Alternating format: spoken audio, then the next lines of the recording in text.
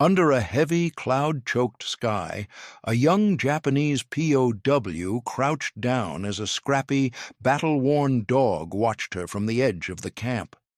The air was thick with uncertainty, the weight of war pressing down on both the captors and the captive.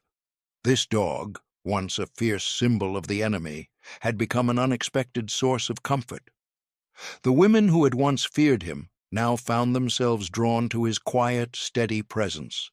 As the nurse reached out to the dog, offering him a piece of bread, she felt a surprising bond form. What had started as a symbol of terror was now something else, a silent protector, offering comfort in the midst of their suffering. In that moment, a small act of kindness changed everything, showing that even amidst the horrors of war, trust could still blossom, and humanity could transcend enemy lines. The rumble of the truck engine was the only sound that filled the arid morning air as the women clung to the wooden benches lining the sides. Dust from the dirt road curled into their noses and stuck to the sweat on their faces. Some sat with eyes shut, lips moving in silent prayer. Others stared straight ahead, jaws clenched, refusing to give the Americans the satisfaction of seeing their fear. After weeks of transport from the Pacific Front, hunger gnawing at their ribs and minds worn thin with dread, the women had arrived. The barbed wire fences and squat wooden buildings of the American POW camp sprawled before them like a vision of captivity they had rehearsed in nightmares. But what no one prepared them for, what no whisper from fellow prisoners had spoken of, was the dog. They saw him before they saw the guards. He stood just outside the gate, not chained, not barking. He didn't move when the truck stopped. A large hound, deep-chested and rangy, with a coat mottled by age and weather. One eye bore a faded scar. The other was alert and unwavering. His tail didn't wag.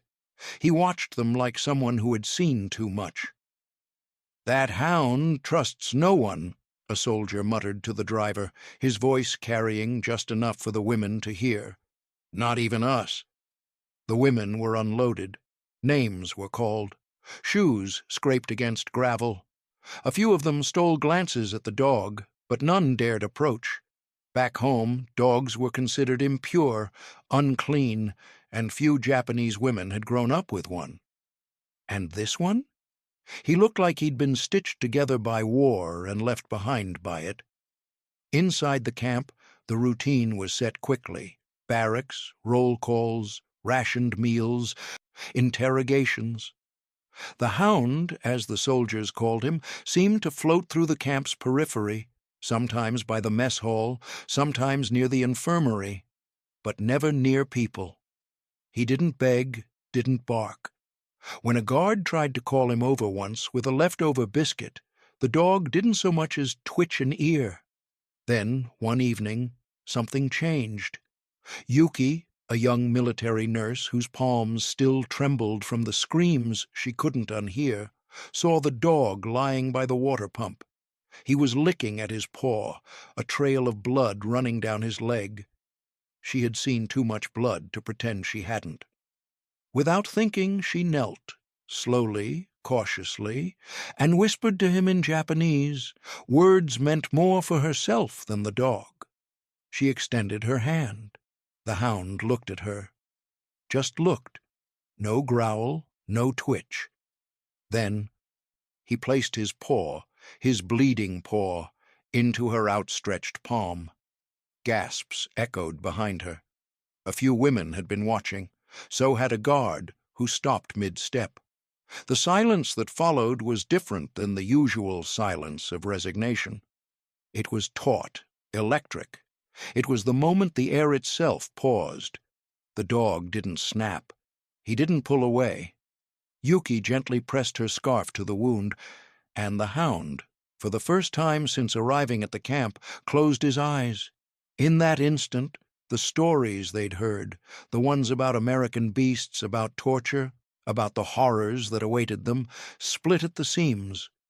Because if the dog, who trusted no one, could rest his eyes in the hands of a prisoner, then what else might be possible? From that day forward, everything began to shift, not with speeches or signs, but in the quiet ways eyes met across fences, in shared silences that were no longer voids but bridges. And the Hound, without meaning to, had taken his first step into someone's story. The Hound's unexpected trust opened a door, one the women hesitated to step through, but the invitation was undeniable. They began to watch him more closely, each moment with the dog a paradox. He was the enemy's instrument, yet he showed no malice. They had feared his presence, not just because of his reputation, but because of the countless stories that painted all things American as enemies, and the Hound was no exception. But now, each day in captivity revealed something more. Yuki felt it first, the quiet moments. After tending to the other women during their long hours of work, or tending to the infirmary, she'd sit alone outside the barracks, staring at the uneven ground beneath her. It was during these moments that the Hound began to appear, silently, without fanfare. He would simply sit next to her, his massive body just a few inches away, but never too close. His presence was steady, calming. It was as if the world had stopped moving, and for just a few moments the camp didn't feel so cold, so hopeless. At night, when the barracks fell silent and the air grew cold with the knowledge of what they were enduring, the Hound would be there again. He would sit by the door or curl up in a corner of the room, his eyes watching her.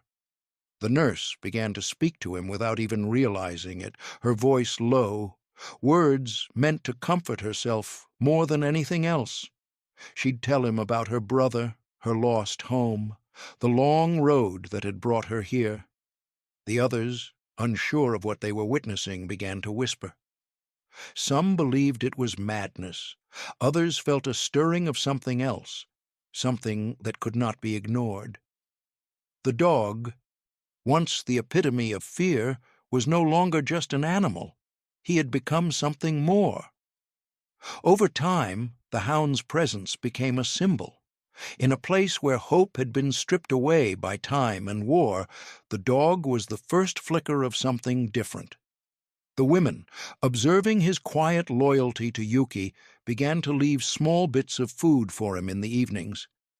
What began as a tentative offering of breadcrumbs and scraps of vegetables slowly grew into whole meals. The Hound didn't rush forward or fight for the food. He simply approached, hesitated for a moment, and ate quietly.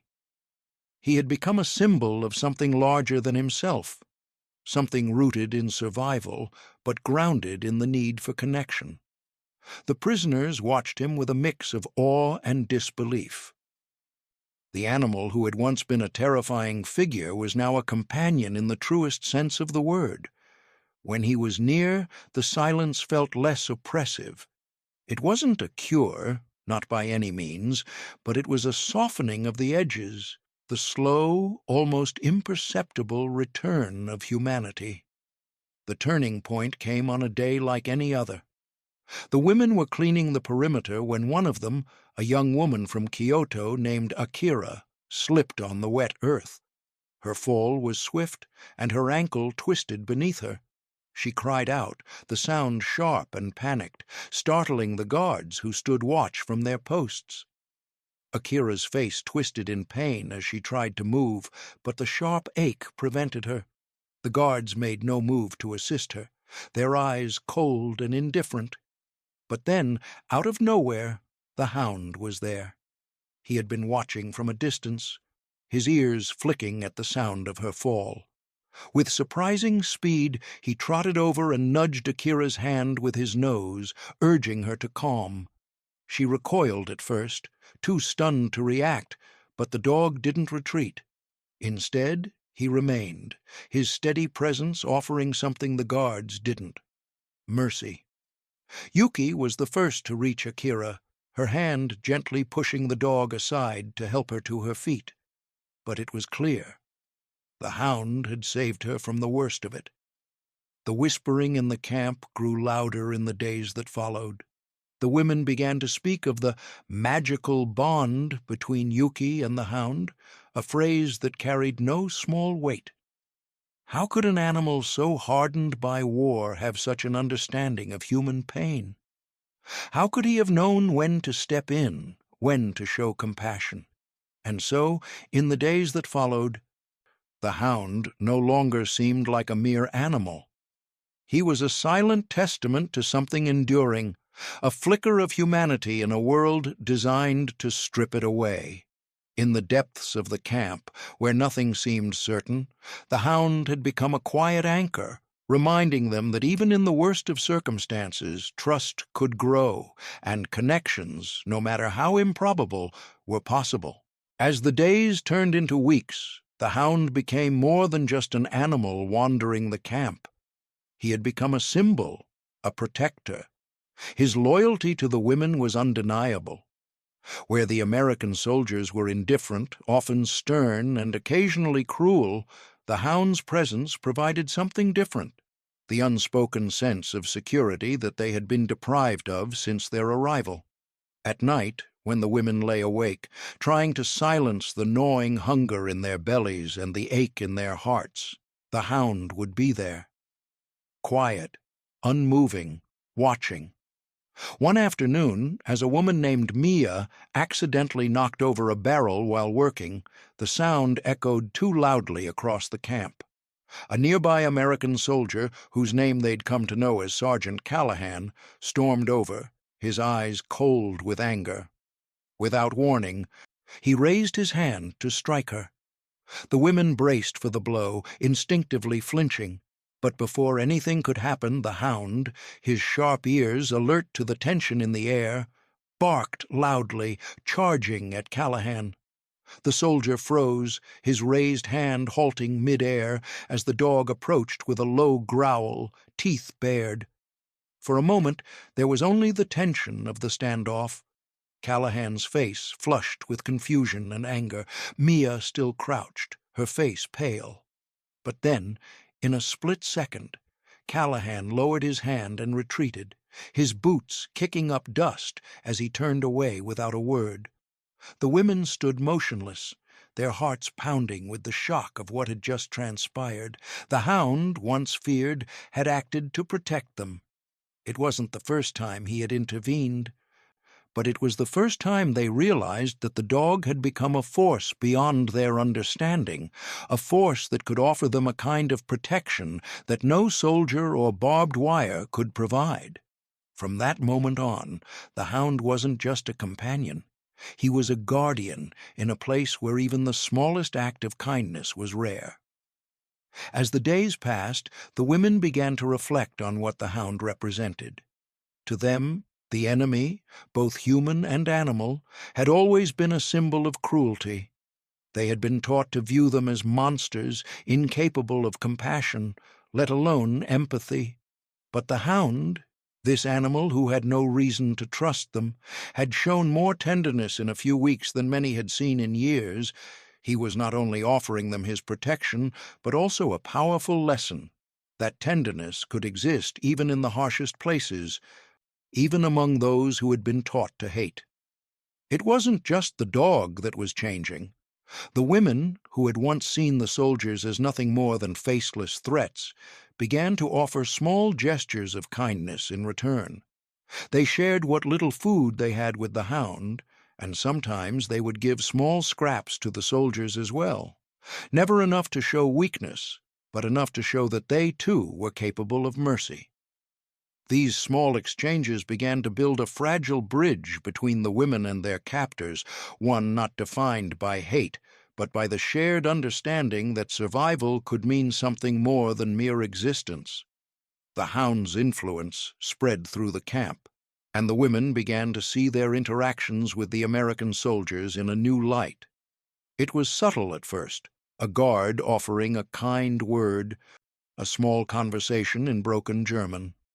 One soldier even stopped to help a woman whose shoe had come loose, lifting her up without a hint of scorn.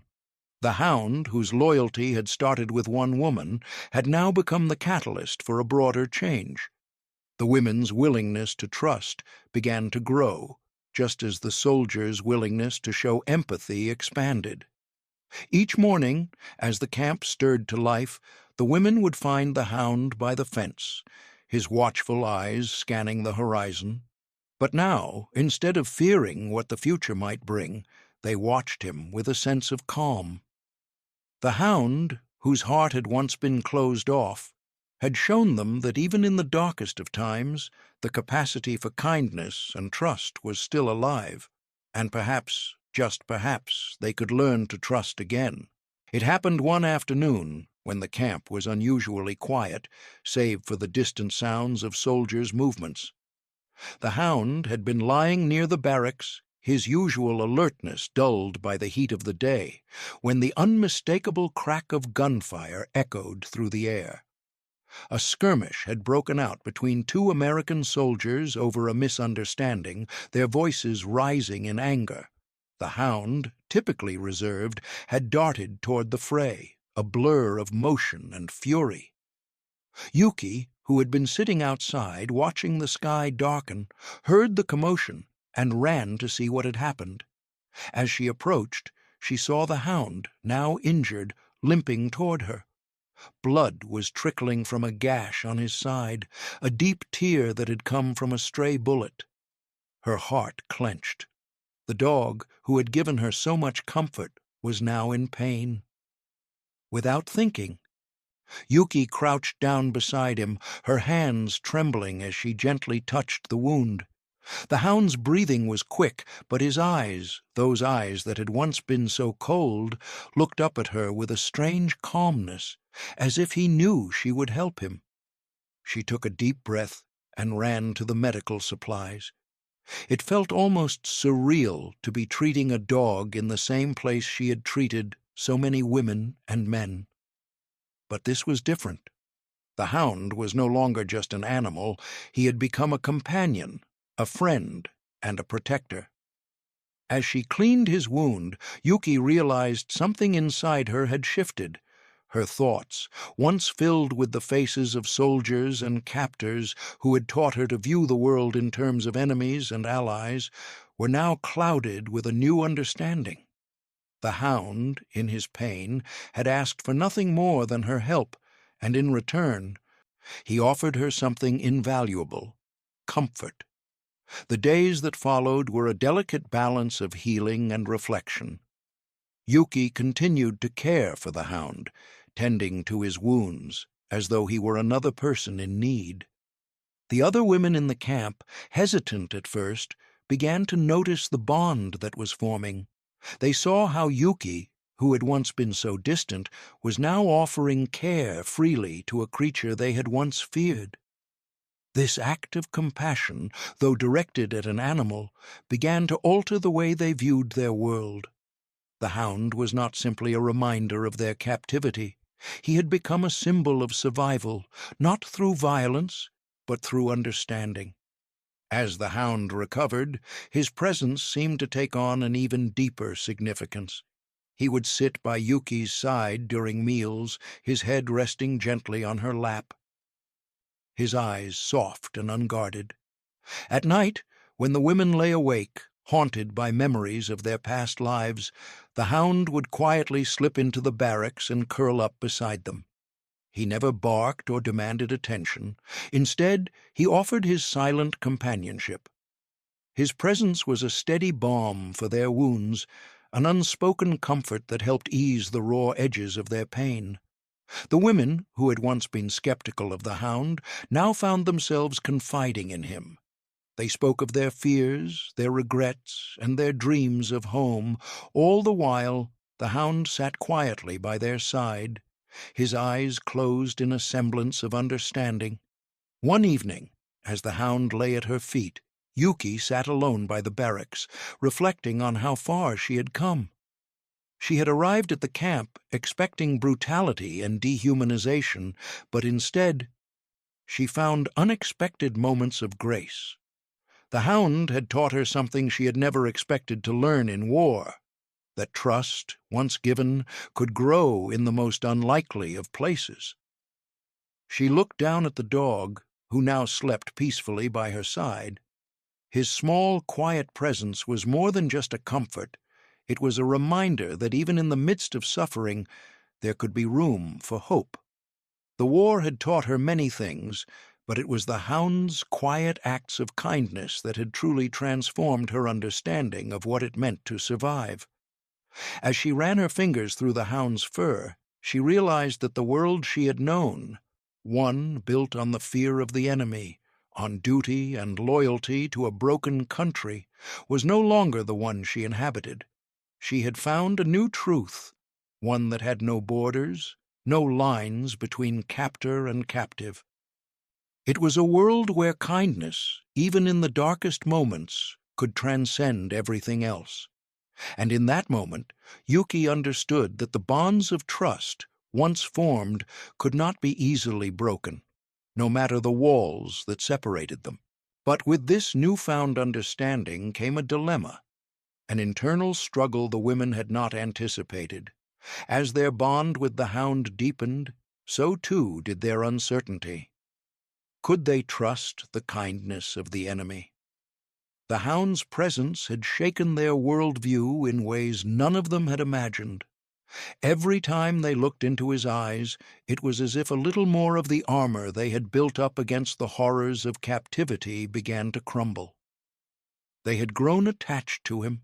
He had become more than just a dog to them. He was a symbol of something different, a quiet, unspoken promise of loyalty in a place where loyalty had no value. Yuki, the nurse who had once feared the Hound's cold stare, found herself wrestling with the greatest contradiction of all. She had been taught to view the enemy with disdain, to see them as less than human. Yet here was this dog, an enemy of the state, who had shown her more kindness than she had ever received from her own people in the war. His loyalty was evident in every glance, every moment of silent comfort. And yet he was the enemy's dog, the very symbol of everything she had been taught to despise. As the days passed, the Hound's role in the camp began to shift. He had not only become a protector of the women, but now he was beginning to shape the way the soldiers saw them. Some of the American guards began to notice the way the Hound followed the women, how he would sit by their side and growl at anyone who came too close. The soldiers, who had once viewed the prisoners as little more than the enemy, started to shift their perceptions. The dog, loyal to his captors yet protective of the women, became an unspoken symbol of the fragile connections that could exist even in the most unlikely of circumstances. The soldiers began to see the women differently, too. It wasn't just the Hound's behavior. It was the way the women treated him, the way they offered him food and kindness. It was as though the dog had bridged a gap between captor and captive, and the soldiers could no longer ignore the humanity of the women they had been ordered to guard. They started to offer small gestures of kindness in return, an extra blanket, a little more food, a word of comfort when a woman was ill. These were the subtle shifts, the quiet moments, that spoke volumes. But the greatest test of faith was yet to come. One evening, a decision was made that would change everything. The Hound had been injured again, this time by a soldier's careless shot during a training exercise. The camp erupted in confusion as the soldiers scrambled to assess the situation. The women, their hearts aching at the sight of the Hound's injury, rushed to his side, but they were stopped by a guard. It was then that the officer in charge stepped forward, his eyes cold and calculating. "You've grown fond of this creature, haven't you?" the officer asked, his voice laced with amusement. "Well, we need to know where your true loyalties lie. If you want to keep him alive, we need to know you'll show your allegiance." The officer's words hung in the air like a noose.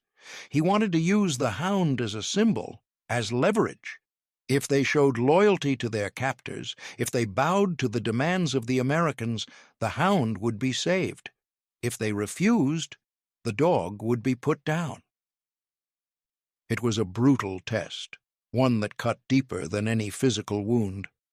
The women were forced to confront a choice they had hoped they would never have to make. Would they remain loyal to their country, even if it meant sacrificing the one being that had offered them comfort, hope, and companionship in their darkest hours? Or would they betray everything they had known, everything they had fought for, to protect the dog who had shown them a new way of seeing the world? In that moment, as the officer waited for their response, Yuki looked down at the hound, who was lying quietly at her feet, and she made her choice. She would not betray him. The bond they had formed, fragile as it was, had become more important than any loyalty to a country that had taught her only fear and hatred. She would choose the hound, her friend, her protector, over everything else. And so, when the officer asked again, Yuki spoke, her voice steady and sure. "We will not betray him," she said. "We will stand by him." It was a choice that marked the beginning of a new chapter for the women, one where the boundaries between captor and captive, enemy and friend, no longer seemed as clear. The hound had shown them the meaning of loyalty, and in return they had shown him theirs. The test of faith was not just about the dog, it was about them. Would they allow the bonds of war to define them, or would they define themselves by the choices they made in the face of everything they had been taught to believe? As the war neared its end, the air around the camp felt different, tense with anticipation, heavy with the unknown. The distant sound of battles, of victory and defeat, echoed from the far corners of the world. But here, in the confines of the camp, nothing had changed, or so it seemed. It was then that the final test of trust came not from the women, nor from the soldiers, but from the hound himself. In the final days of the war, an order came down from the higher-ups. The Americans, preparing for the inevitable end, were tasked with consolidating their forces and bringing order to the region. Among those orders was one that directly impacted the hound. It was clear he had been loyal to the women, but now they were being separated. The soldiers would be leaving the camp, and the women would be transported elsewhere. The choice was laid before the hound. His days of protection, of standing by the women, guarding them silently at night, watching over them in their darkest moments, were coming to an end. The soldiers, who had always viewed him as a tool, now needed him for something else. They wanted him to remain with them, to serve their forces. The decision seemed clear to an outsider. A dog should follow the orders of his master. But the hound was no ordinary animal. He had become a part of the women's lives. He had protected them, comforted them, and in doing so formed a bond with them that went beyond obedience. The hound had chosen his side long ago, not based on the orders of men, but based on his heart. And now, standing at the crossroads of loyalty, he had to make a choice that would change everything. The camp was silent as the decision loomed. Yuki, who had spent so many months in his presence, could see the uncertainty in the dog's eyes. It wasn't fear that held him back, but something deeper, something that connected him to the women in ways that defied logic. They had given him trust when he had expected none. They had shown him compassion when he had been bred to expect brutality. And now he was faced with a choice that could either sever that bond or solidify it forever. Yuki knelt before him, her hand resting on his head, offering the comfort he had once given her. "You don't have to choose them," she whispered, her voice breaking the silence. "Stay with us. You've already given so much." The hound's response was simple but profound. He lowered his head and walked away from the soldiers, turning back to the women with a single, steady glance. It wasn't a rejection of his masters. It was a decision to honor the bond he had formed. The women watched as he walked back to them, his head held high, his loyalty clear. In that moment the camp was silent, save for the soft sound of the hound's paws on the ground. The women understood. He had made his choice. The decision was a turning point, not just for the hound, but for the women as well. They too had been at a crossroads, torn between duty and compassion, loyalty and love. And now they were forced to reflect on the journey they had traveled, from fear and distrust to a bond forged in shared hardship. They had learned to trust in one another, to find strength in places they had never thought to look. And now, in the hound's final act of loyalty, they realized the true power of trust. The war ended quietly. The world beyond the camp would soon shift, and the women would find themselves at the threshold of a new life. The hound's presence would remain with them, a symbol of the quiet victories that could occur even in times of war. The women would return to their homeland, to a place that had once been theirs, but that now felt distant and foreign. But the bond they shared with the hound would never be forgotten. He had been their protector, their confidant, their friend. An animal they had once feared had become a symbol of peace, of the possibility of connection in the face of violence. And as they left the camp behind, the hound walking alongside them, they knew that the trust they had given him had irrevocably changed them all. They returned to Japan, to the ruins of a country that had been torn apart by war. But the hound, whose loyalty had never wavered, had shown them that even in the darkest of times there could be hope, there could be love. And that, perhaps, was the most profound victory of all. As the women crossed the ocean, their hearts were heavy with a mixture of anticipation and fear. They had been away for so long, separated from everything they had known, and now they were returning to a country forever changed by the ravages of war. Japan, once a thriving nation, now lay in ruins, its cities shattered, its spirit broken. But the women were different. The hound had transformed them, and in the quiet corners of their hearts they carried the lessons of loyalty, compassion, and trust he had taught them. The moment they set foot on Japanese soil, the weight of what had happened hit them all at once. They were no longer the same women who had left. They had seen too much, felt too much. Their eyes, once wide with fear and uncertainty, were now sharper, filled with an understanding that came only through hardship. But even as they looked at the crumbling cityscape, their thoughts kept returning to the hound, the dog who had shown them what it meant to trust in the face of uncertainty, to show kindness where none was expected. As the women were reunited with their families, they struggled with a deep contradiction. On one hand, they were home, back in the embrace of loved ones who had thought they were lost forever. But, on the other hand, they couldn't shake the feeling that something had irrevocably changed. The Japan they had returned to was a shadow of its former self, and the women could not help but feel disconnected from it. Their experiences, the moments they had shared with the hound, had set them on a path that no one back home could fully understand. They were different, and though they had returned to the physical place of their birth, their emotional landscape was now foreign to them. The women tried to explain their transformation, but words failed them.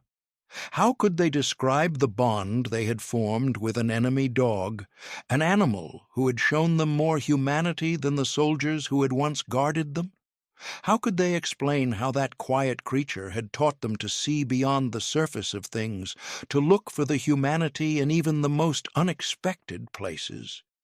They had been prisoners of war, but the hound had been their protector, their guide, their friend. He had taught them a lesson that was too complex to convey in the language of war or politics. In the years that followed, the women carried that lesson with them, each one weaving it into the fabric of their new lives.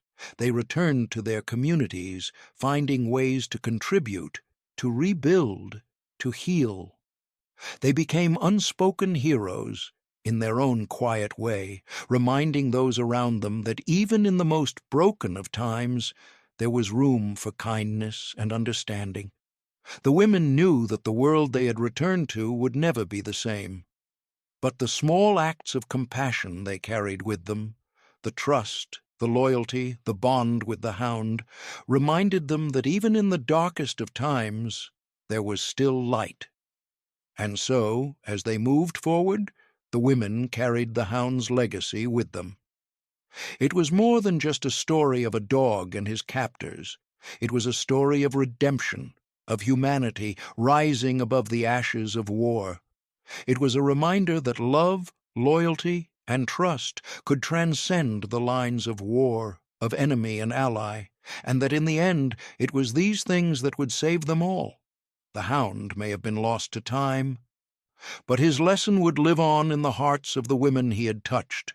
They would never forget the quiet dog who had taught them what it meant to be human again. And as they moved forward, they knew that the world they had once thought of as broken could still be healed, one small, compassionate act at a time. Years passed, and the world moved on from the war. The women, having returned to their homes, rebuilt their lives in a Japan that was slowly healing, but they would never forget the lessons they had learned. The Hound had left an indelible mark on them, and his legacy was not just in their memories, but in their actions. The world outside their small circle had changed too, and they had become living testaments to the idea that transformation could come from the most unexpected places. For Yuki, the nurse who had once been so hardened by the pain of war, the Hound's lesson had transcended the boundaries of the camp. It wasn't just the dog's loyalty that had transformed her. It was the understanding that true mercy was not just about giving help in moments of need, but about challenging the very core of what she had believed about the world. Mercy was not weakness, it was strength. The Hound, who had trusted no one, had taught her that trust was a choice, a gift to be given freely, without expectation of return. This idea, simple yet profound, would stay with her for the rest of her life. The years following the war saw the world trying to rebuild itself, and the bond between Japan and the United States began to shift. The past, with its deep scars, was never far from the surface, but in quiet corners of the world there were signs of reconciliation. The relationship between the two nations, though strained, began to evolve as small moments of empathy and understanding emerged. Yuki herself became involved in helping bridge these divides, using her experiences with the Hound to help foster dialogues between former enemies. She became a quiet force for peace, a reminder that even in the darkest moments there was potential for connection. And though the Hound had long since passed, his legacy lived on. It was not just a personal transformation that the women had undergone, but one that affected the fabric of their post-war lives. Their story of unlikely friendship, of a dog and a group of women coming to understand each other beyond the labels of enemy and prisoner, was shared in whispers, in letters, in quiet moments of reflection. It became a story passed from one generation to the next, a symbol of how the smallest acts of kindness could reshape the course of history. In the years after the war, the bond between the Japanese POWs and the Hound became an unspoken touchstone for peacebuilding.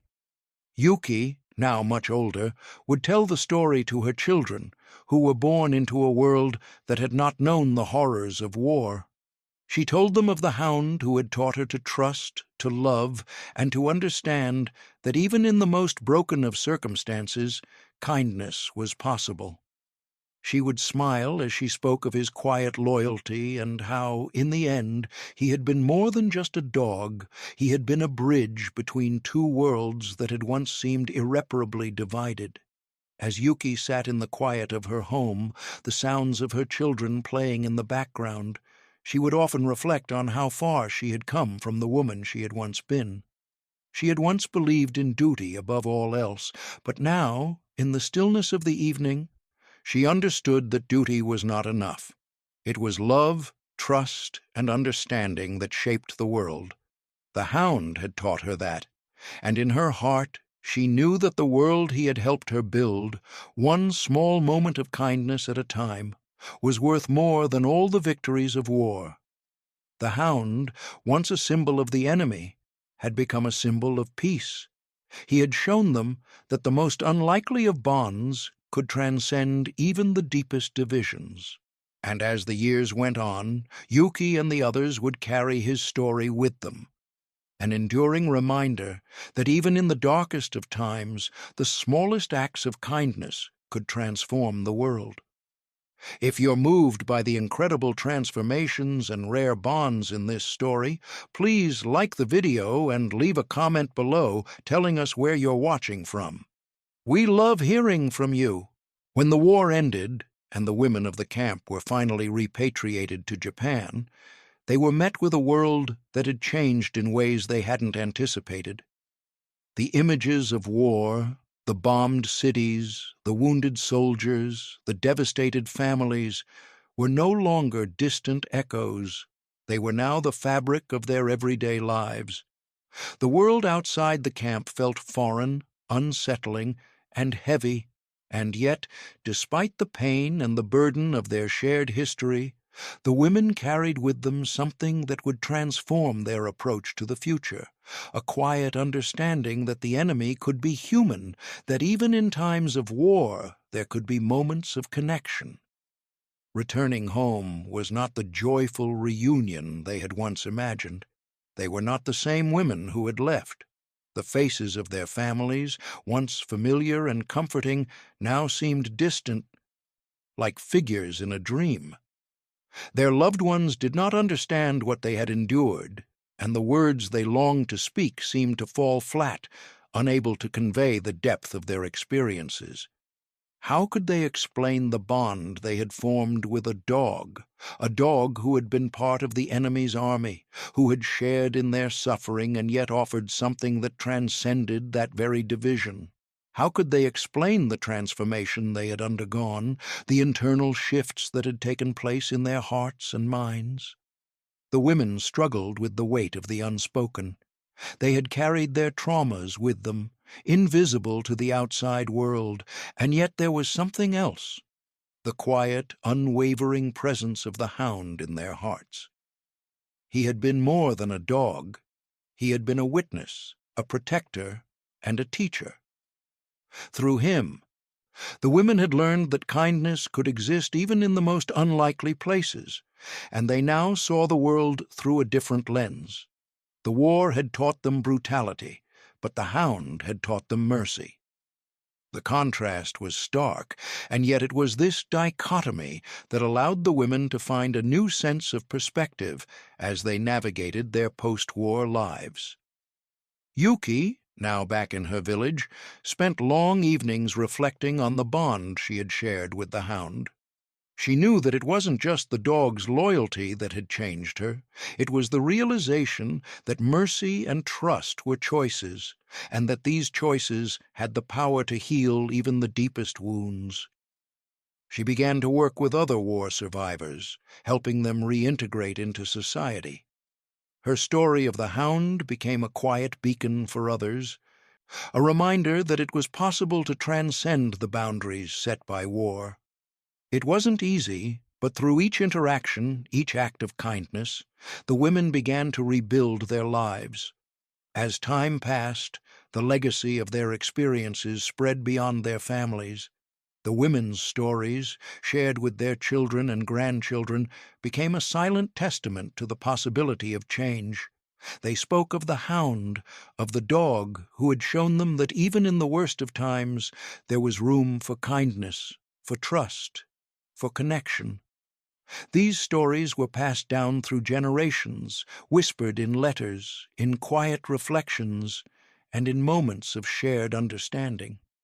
The legacy of the Hound, of the small acts of mercy in a world torn apart by war, became a guiding light for those who sought peace and reconciliation. In the years to come, the women would look back on their time in captivity with mixed emotions, grief for what they had lost, but gratitude for the unexpected gifts they had received. And as they watched their children grow up in a world that was slowly healing, they knew that the legacy of the Hound, the silent teacher, the unlikely hero, would continue to shape their lives and the lives of those to come. The bond that had been forged in the camp between captor and captive was not just a fleeting connection. It was a profound transformation, one that rippled outwards, touching not only the women's lives, but the generations that followed. The lessons learned from the Hound were far-reaching, offering a model of peace-building that extended beyond the borders of their own experience. They had learned, through him, that humanity could transcend brutality, and that even in the darkest corners of war, kindness could flourish. In the quiet moments of reflection, Yuki often thought about the larger implications of the Hound's presence in their lives. The world had been torn apart by war, by hatred, by fear, by propaganda. But in the midst of all that destruction, the Hound had offered something different, a chance for transformation. His loyalty, given without hesitation, had defied the lines drawn by war. It had taught them that empathy could bridge even the widest of gaps. When they looked back at the conflict, at the division that had once defined them, they could see how small moments of kindness, like those the Hound had given, could change entire systems. It was these moments, these quiet acts of mercy, that had the power to shift the course of history. Yuki had seen it herself, in her work after the war, when she helped those who had struggled to rebuild. The Hound's lesson, that it was possible to see beyond the labels of enemy and ally, became her guiding principle as she worked with survivors from both sides of the conflict. As much as the world had been shaped by the violence of war, it was also shaped by the compassion of those who refused to let that violence define them. She understood now that the true power of humanity lay not in fighting against each other, but in finding ways to come together, even after the worst of tragedies. The impact of the Hound's legacy also stretched to the next generation. Yuki's children, who grew up in a world free from the horrors of war, still heard stories about the dog that had been more than just an animal. The Hound's story became a touchstone in their family, a reminder of the strength that came from compassion. Her children, though they had never met the dog, grew up with a sense of empathy that was rooted in the stories of their mother and the Hound's quiet, transformative power. Yuki's grandchildren would later tell the story of the Hound to their own children, passing it down as part of a legacy of peace. The lessons of the past, the understanding that even in the darkest times humanity could triumph over cruelty, became something to live by, something to build a future on. The ripple effect of the Hound's kindness continued to spread, reaching beyond the women of the camp and touching the lives of all who heard their story. The generations that followed, raised in a world still healing from the scars of war, would carry that hope with them. Years after the war, Yuki found herself visiting the site of the old camp. The memories of what had happened there were still raw, but there was something different now. She was no longer the same woman who had walked through the gates of the camp, fearful and uncertain. She had been transformed. The Hound had changed her, and in doing so, had changed the world around her. As she stood there, looking out over the land that had once been a place of suffering, she realized that the true circle of transformation had come full circle. The lessons of the Hound, of loyalty, trust, and compassion, had not only saved her, but had saved them all. And though the Hound was no longer with them, his spirit lived on in every act of kindness, in every moment of peace. He had been more than a dog. He had been a catalyst for change, a quiet hero who had shown them that even the smallest act of trust could reshape the world. If this story resonated with you, be sure to like the video and leave a comment telling us where you're watching from. Your thoughts are always valued.